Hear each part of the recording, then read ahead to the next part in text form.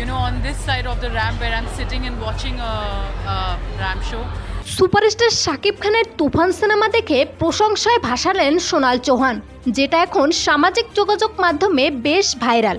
প্রিয় দর্শক, গেল ঈদে মুক্তি পাওয়া তুফান সিনেমাটি স্মরণকালের সবচেয়ে ব্যবসা সফল ও দর্শক প্রিয়তার সিনেমার শীর্ষে অবস্থান করছে। তুফান সিনেমায় হিট হওয়ার পেছনে তার গানগুলোর ভূমিকা অনেক। যে তালিকায় সর্বপ্রথমে রয়েছে উড়াদুরা এবং দুষ্টু কোকিল। এই গানটির প্রশংসায় বলিউড, হলিউড, টলিউড সব তারকারা।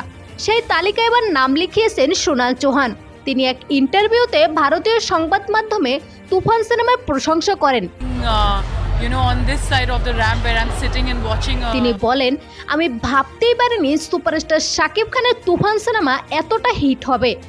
সো ভিউয়ার্স, আপনি কি তুফান সিনেমা দেখছেন না দেখবেন? জানিয়ে দিন কমেন্ট করে।